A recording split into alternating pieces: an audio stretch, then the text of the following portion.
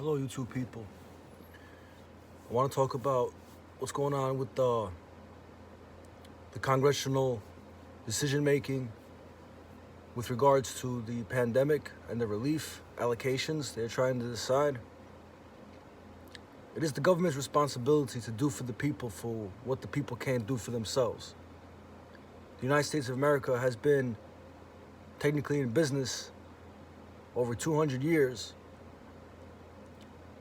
And like any business, they should have contingency plans and other plans in event of or in case of certain unforeseen circumstances, situations were to happen. From what I'm hearing in the news about them, or I mean them, the congressional people, the politicians, senators, delegates, whatever, what have you, discussing the funding for the people who don't have savings, who don't have jobs right now, who are affected by this. Now, I understand something like this event, this pandemic, this emergency, this virus has never happened before in this kind of capacity, this magnitude but it just goes to show you that they were not prepared all along. They're talking about how they were prepared, they ready to help the people, but they really weren't. And they keep contradicting themselves, going back on their word, and they really not showing too much of an effort. And you have to remember, these politicians, you have one side here and one side there, but at the end of the day, they all go together, sit down at the same table and eat dinner. They're not enemies, they're more like friends. So they're always gonna sit down, talk to each other and how to put on a show for the people, basically to get us what we want, but they're gonna get what they want. They're gonna tack on bills and other things to what they're supposed to do for us.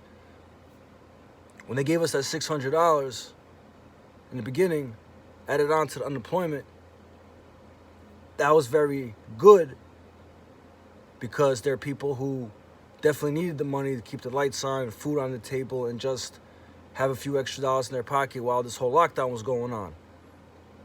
And it was a good opportunity for people who all they did was work, didn't have a lot of time to go out and do anything or enjoy life or spend time with their family. Now they were able to do it to a certain capacity and limitations because of the virus. Still, when they want to change the 600 to 2, I ask, where's that other 400 going now? Because you showed us you could give us 6. You want to go back on giving us the whole 6. So where would that 4 go? Who's it going to? What's it going for?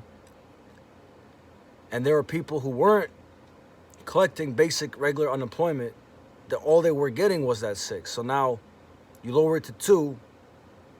They have to go claim unemployment through the unemployment channel, Department of Labor, to get that federal relief.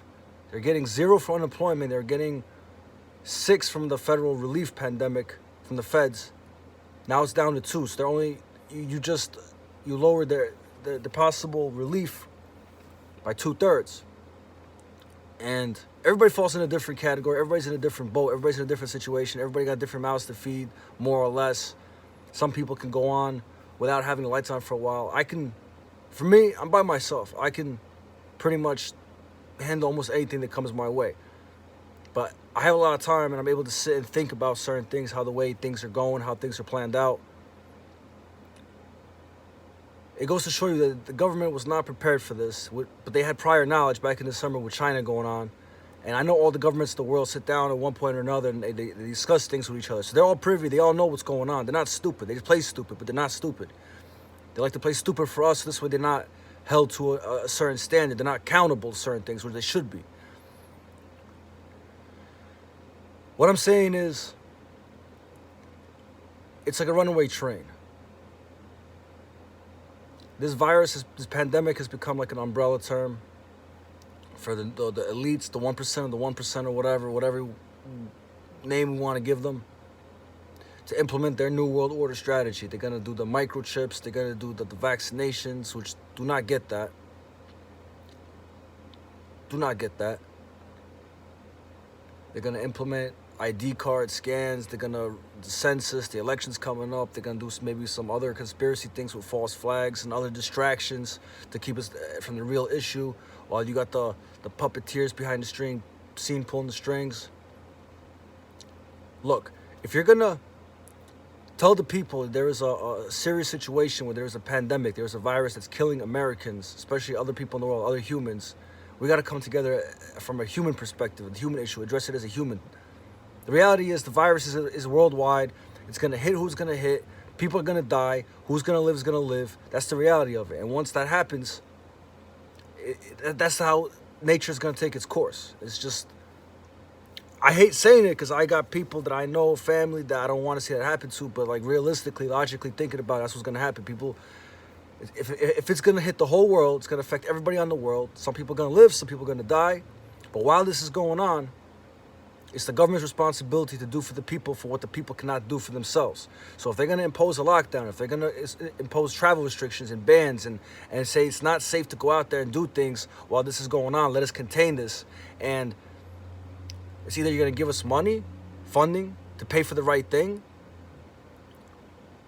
And what the government wants to do, they want to control every aspect of your life. They'll be at one point, they're going to control how many breaths you take in a minute if they had their way. If they're going to give relief funding, it's essentially the people's, what they do with that money is up to them. If they're going to be responsible, do the right thing, put food on the table, keep the lights on, save some money, whatever, those kind of things, they're going to be good in the long run. In the long term, they'll be fine. But then you get the people who all of a sudden have all this money, don't know what to do with it. They get high, they get drunk, they go buy extravagant things, they go gamble, they go whatever vice they choose. And then when it's all said and done, this pandemic's over and they're left broke or in debt, that's on them. But at the same time, it's the government's responsibility to do for the people for what the people can't do for themselves. So if you're going to tell us there's a lockdown, there's a virus, travel, bans, restrictions, then if you're going to decide to provide the relief, you got to continue providing that relief until it's declared 100% safe. You assess the risk that it's safe to go back out to work, that you can start bringing back the economy, that you can tell people, Americans, go get a job now. Now is the time to go get a job. Not just like, oh, we're going to pay people to stay home. You're telling us to stay home. So while we're staying home, you have to fund to make sure that people are safe. So you're telling you don't want to keep people safe? Is that what you're saying? That's very unpatriotic. That's very un-American. Your country's been in business for over 200 years. The last 4 months they're crying about. And even before this, it was the government, all the leaders before, which probably all related somehow, ran up the debt. They ran up the debt for all the wars they did, for all the bailouts for the thing. And they refusing to give regular hardworking people who are the majority their funding for 4 months, even right off the rest of the year 2020, right off the rest of the year, just keep the funding going. Keep people happy. It's election year. They're playing some kind of game. That's what they're doing. They had this all planned out. This was all planned out. They know this. This is not an accident. This is all calculated. This is all precise. They want to implement a plan by 2025, a certain thing to get everybody in line, marching to their tunes. They want everybody basically registered. They want everybody with a certain ID card. They want to microchip you. They want to vaccinate you. They want you accounted for with the census. They want everything in a line so there's no more cracks, there's no more underground, there's no more anything. They want to destroy our way of life. It's been slowly eroding our freedoms and our rights and everything. Our quality of life is being eroded because these people want to control everything. Just some things you should not be able to control. You just have to accept the fact that you can't control people. You can't control people. You have to let people be free. If they want to control something, they should be able to control what they do in office.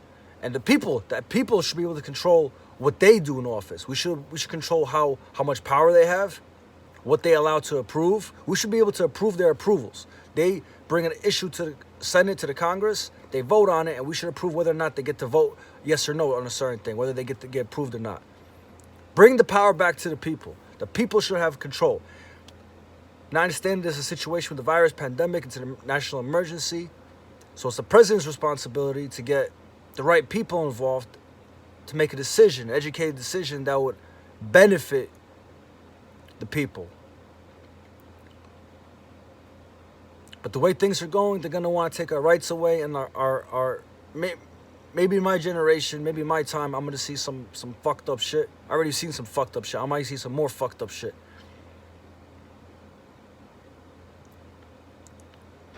If we don't do something about it now,